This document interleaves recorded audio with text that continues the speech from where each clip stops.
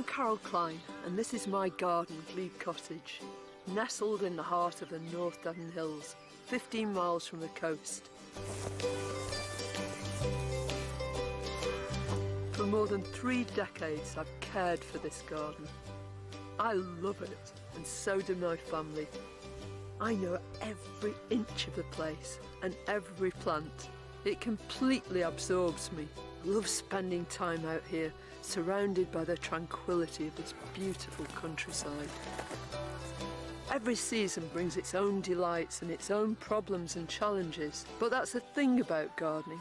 It's ever-changing and it's always exhilarating. It's a privilege for me to feel part of the process.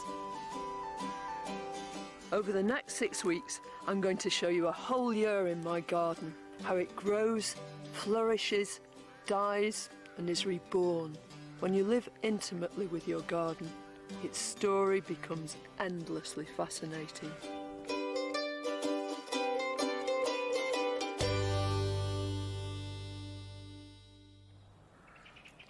I love my garden. I absolutely adore it. We've been here now for more than 30 years, and during that time, everything's changed dramatically. Not just once, but all the time, continuous change. When we came here, though, you wouldn't have recognised it. It was full of old cars, old buildings, loads of sheds, but it's been transformed. I've really enjoyed making this part of the garden. We call it the brick garden for obvious reasons. All the paths are made out of bricks, but it's got loads of grasses. It's a very animated part of the garden. And over here are the hotbeds. They don't look so hot at the moment, but later on, you wait. They're packed full of all sorts of exotics, cannas and dahlias, even the odd banana or two. And the colour's outrageous, you know, really brilliant reds, very, very zingy. You could almost warm your hands on them. And through here, you can see across to my favourite bit of the garden. There's a big track that sort of bisects the garden, and the 2 sides of it have got completely different characters. Over here everything is open. Over there is my favourite bit, it's woodland. I planted all those trees to create shade for all those little delicate plants that I love to grow. Now we've got 2 daughters, and they've each got their own garden. This is Alice's garden, full of the kind of colours that she loves, whites, pinks, crimsons. Alice is 28 now. She lives in Brighton, but she comes back from time to time, and when she's here, she loves to be in the garden. And down here is Annie's garden. Annie's my eldest daughter. She's 29 now, she's in South America. But I'm dying for her to come back and see what I'm going to do to this. I hope she's going to join in too. At the moment, it's a typical example, really, of the rest of the garden. Everything looks dormant, if not dead. But don't you believe it? Underneath the surface of that soil, all sorts of things are happening. Roots are thrusting their way out, new shoots are being formed, and very soon the whole garden's going to green up. That's what it's all about. The death, the rebirth, the life of everybody's garden.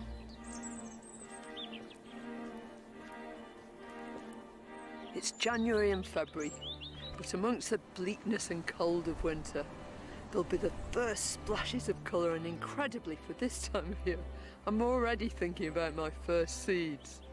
These months of short days are packed with frantic moments, clearing the remnants and debris of the previous year and getting the garden ready for the time ahead. You reckon that's stable? Ish. How about this for a complete tangle? I've got 2 wonderful plants here, and the whole idea is that they grow in sweet harmony. But this Clematis Huldine, it belongs to the Botticella group, has completely taken over, and it's actually distorting and pushing apart this lovely crabapple. Now, if you're wondering who this bloke down here is, it's Neil, my husband. Ideally, with a clematis like this, I should be able to prune it down to 2 buds from the ground. But if I do that, I'm going to miss the beauty of some of these flowers at a sort of taller level. And although I should prune it when it's dormant, can you see it's already beginning to come into bud? So there's no time like the present. I'll pull as much of this tangle out as I possibly can, and then I'll try and select a few shoots to be reintroduced. I'm going to shut up and get tugging.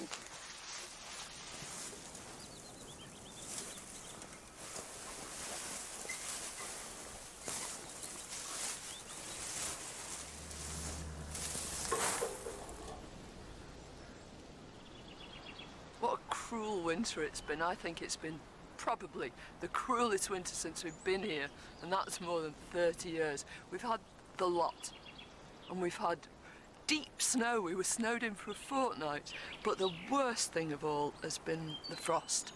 It's done such an amount of damage.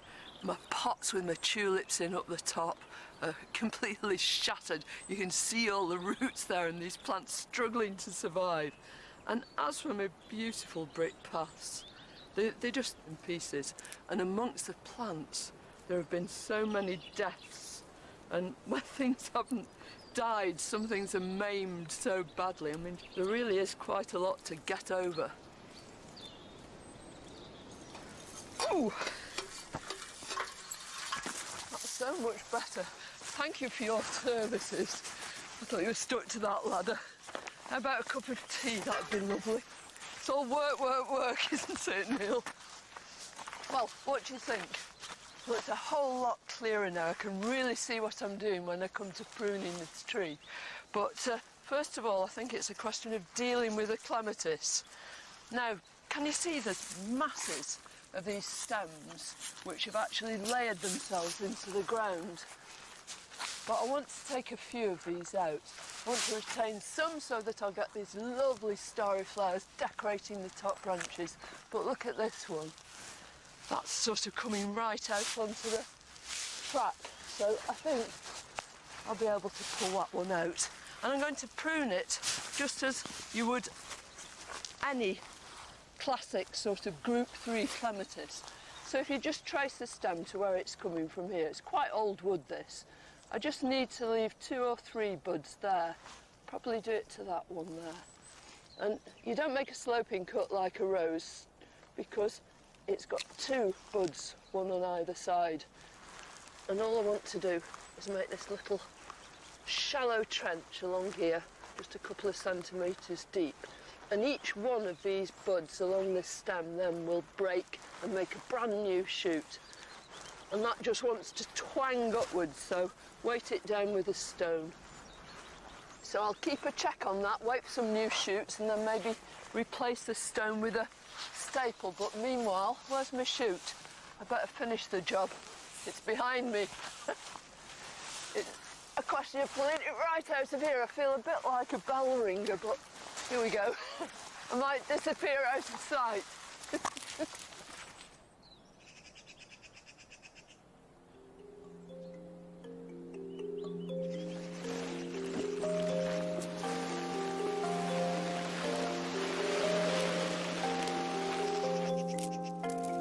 As the autumn fades into winter and the new year begins, all the colours within the garden become generalised. Everything's brown and done.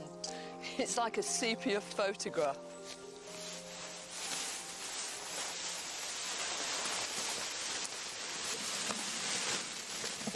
Well, this is Annie's garden, and it's the site of the biggest revamp of the year. It's a major project. And before I do anything at all, I've got to clear away all this debris so I can see what's in here. I can see where these clumps are. And once I can identify everything, I'm going to lift it all out onto the tarpaulin there.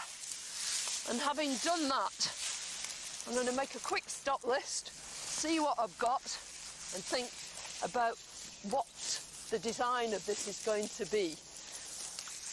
And I've got one major decision to make in here too, because at the end of the border there's this old apple tree. It's full of canker and disease. We've tried all sorts of things, tried pruning it, all manner of stuff. But I'm going to have to make my mind up eventually whether it stays or whether it goes. But for now, there's plenty of work to do.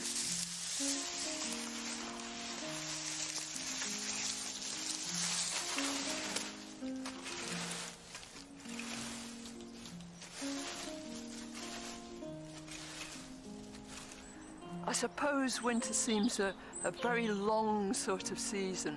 It's a time when everything's dormant, dying, dead perhaps. But although the majority of the garden is brown and very austere, there are already things starting to happen. If you look at the ground, there are shoots beginning to appear, and in the hedges, catkins are beginning to dangle those lovely lamb's tails and spreading the pollen if you get a windy day. But the stars of the moment have to be my snowdrops. They're the plant that invites us into the new year.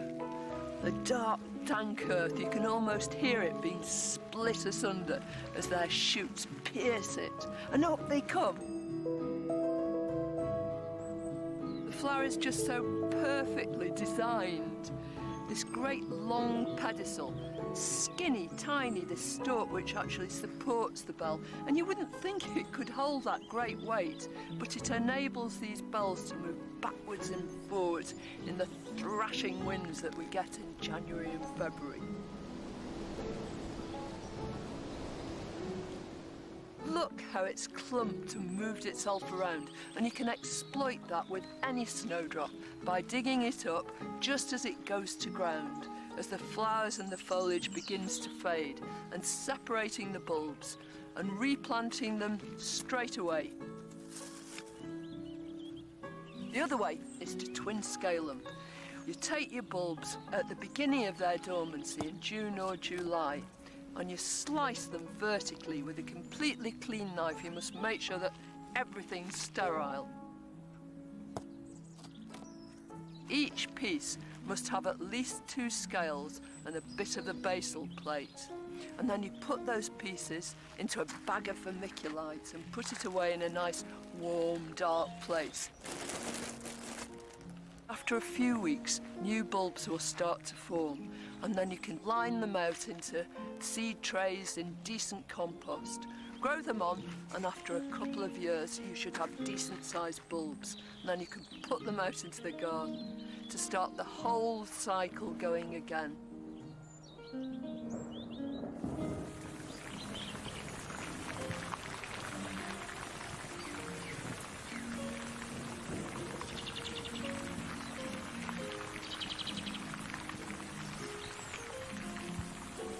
I've been getting on famously with on this border, and just as I'm congratulating myself, what happens?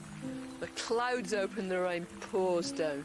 I mean, it's typical January weather, isn't it? So unpredictable, you can have a whole lot all in one day.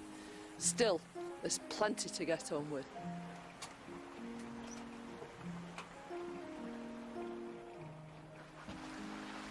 I just love this shed.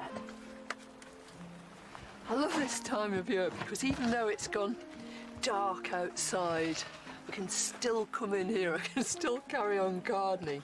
There's so many things to do, and I don't know, you're so close to everything in here. You can pot up these primroses, just look at them and anticipate just what they're going to be, and you know, the times when they're growing away outside and how the year is going to progress. It's not always going to be dark like this. Eventually the garden will change and things will heat up. But for now it's just lovely to be in here.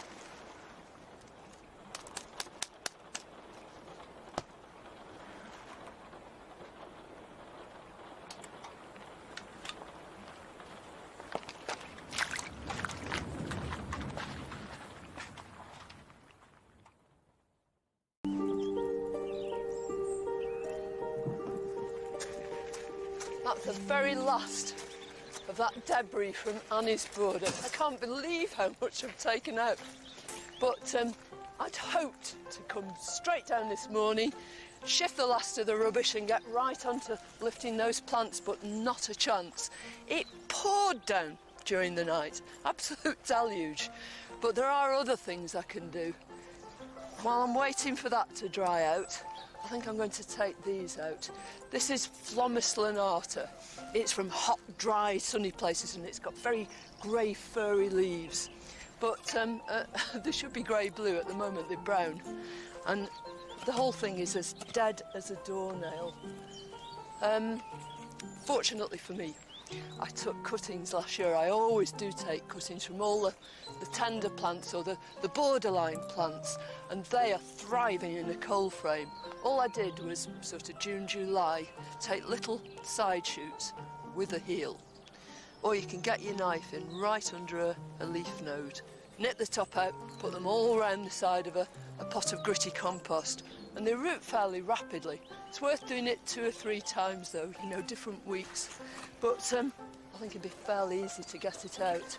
I shall replant some of those plants in here, but I certainly won't do it yet. I'll wait till the weather warms up. Things won't warm up for ages yet, but at least the rain's eased, and finally I can get on with Annie's garden.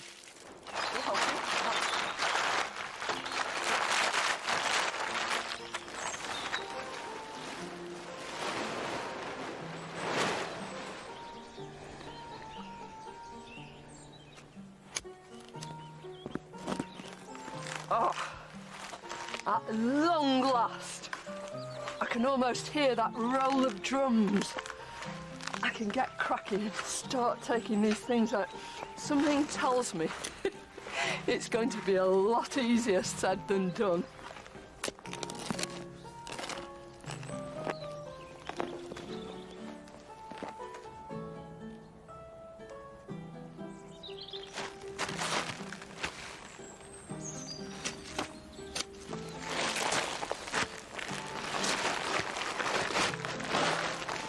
This is a phlox, and it's strange to think that when they went in, these plants, they were tiny. They were minute little things, and just look at them now. And this is one of the smaller ones too. And what I'm going to do, and I've got them all arrayed here, is to divide them, to put some into a nursery bed, to look after them anyway, and sure they'll be fine. And then I can get to work on this soil, preparing a really lovely home for my new design. Some of them are going to come back in here, but they'll be joined by all sorts of other lovely things.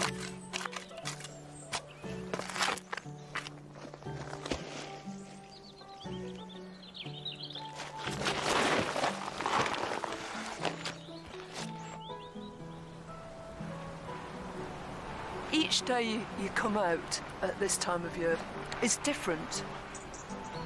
You get days where the sun is sparkling through the trees, and then you'll get other days where it's foggy, really misty.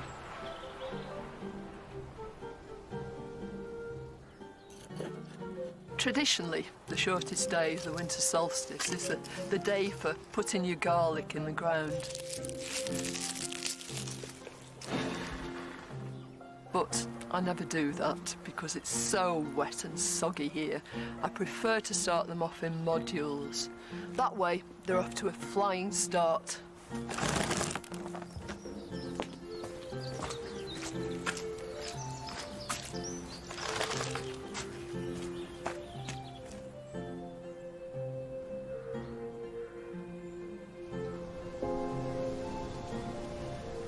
Most of the weather in my garden comes from the west, from the Atlantic. But in February, it comes from the east. Bitter winds bite you to the quick.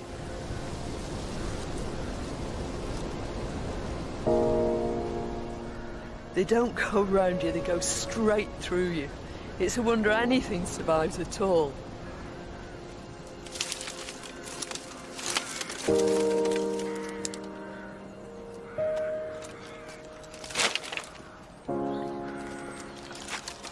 Taking down these completely rickety wattle panels The weather's just done, it's finished them off really, because I want to get at this hedge behind here. This is our native hedge that runs right the length of the garden. And today, Marcus Tribe, who's an incredible woodsman, is going to come round and help lay this hedge.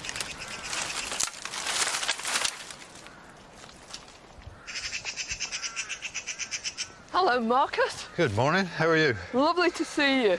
Step across your garden. Step across. Do you think we could get through here and then we can Yeah, that's no see problem. what's happening? What I spend most of my time doing, getting through edges. Yeah, I know. You're good at it. Well, my maths teacher always used to say, I looked as though I'd been dragged through a hedge backwards. Oh, now you know where it comes from. Yeah. And you get them through. Yeah, there you go. Oh, they're sturdy, aren't they? Yeah, they're in good state. It's grown, hasn't it? Yeah, that's come on nice. They're good enough to lay now. You reckon? Yeah, you reckon yeah, you can do a good we can job match with it that? in with the rest of the hedge now. Fantastic. Yeah.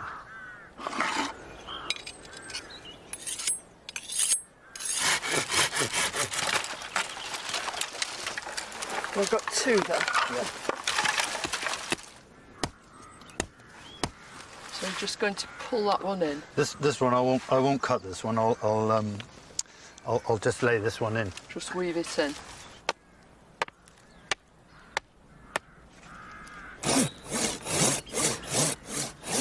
Okay, the idea is we've got to cut 3/4 of the way through the stem, but leaving enough on there so that it stays attached. You want a little bit of the wood, a little bit of cambium layer, Yep. and the bark. And That's the layer that all the sap passes and through, that'll carry isn't it? on up through there. There's enough there for it to keep on living. If we just put the bullock in there and split that off, Right, push it down. split, and pull it over gently. Weave it in Just between weave the it posts. into your big hazel supports. Right. And the whole idea of doing this is that sap's going to come That sap rushing will up here. rise up this tree, Yeah. and then it'll also create new shoots that'll come off of there. Right. So we're going to have all that growing up there, Yep. plus a mass of new shoots produced at the base. That's right. And then in future years you'll layer those And too. then later on we'll lay them again.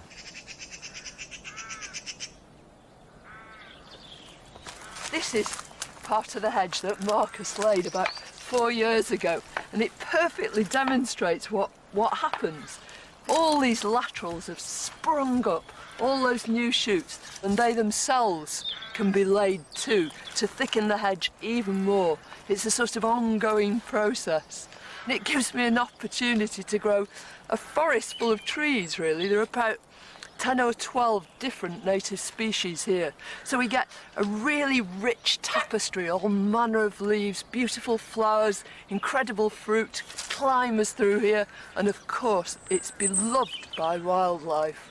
It's a real sort of corridor. It's beautiful. I couldn't live without it.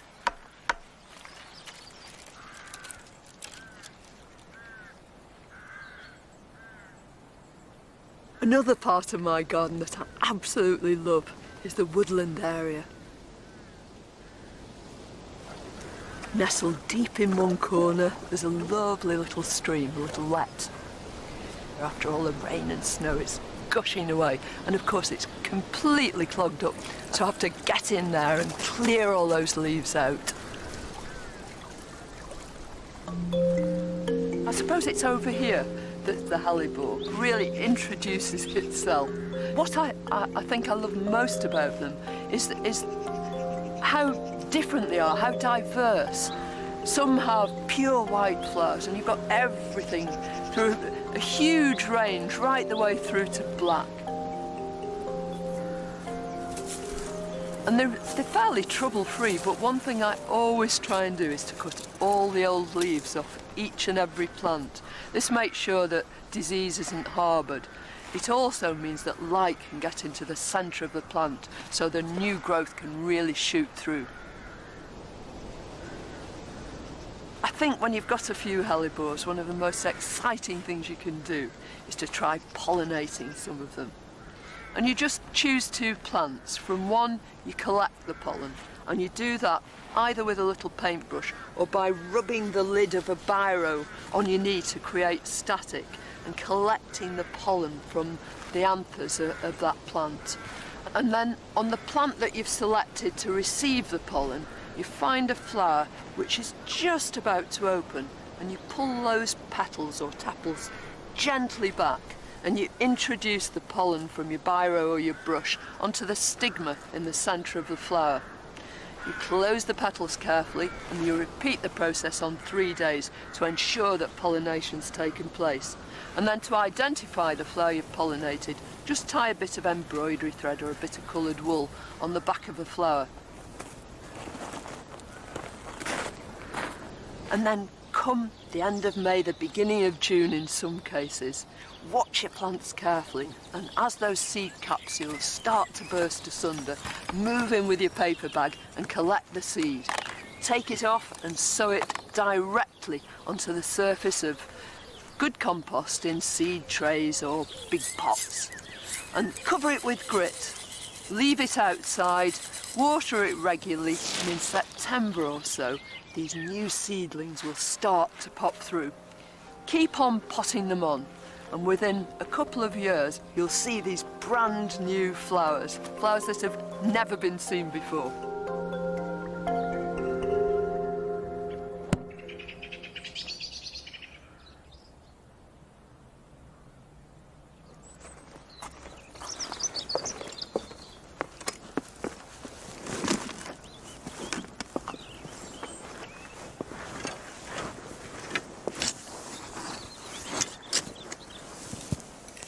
It's the end of February and the long winter's drawing to a close.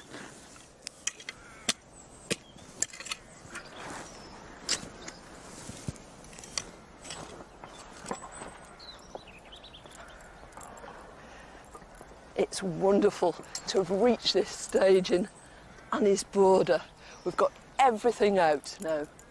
The whole thing's been dug over, forked over, and I'm at the stage where I'm adding compost to it. This wonderful, fantastic black stuff that's going to make everything I replant in here thrive. I never feed my plants, I feed the soil, because it's the soil that feeds the plants. That's the way to do it. And compost is just such magical material. To think that this is just all that death, all those plants that have died down, all that detritus, that rubbish, and it's turned itself magically, with the help of thousands of microorganisms and worms and all sorts of things in this lovely process, into this fantastic black stuff that's just going to feed my whole garden. These 2 months, although they move very, very slowly, they consolidated the whole sort of beginning of the year, laid the foundation for everything that's going to happen afterwards. And I can already tell that things have begun to accelerate. There's already that sniff of spring in the air. I can't wait.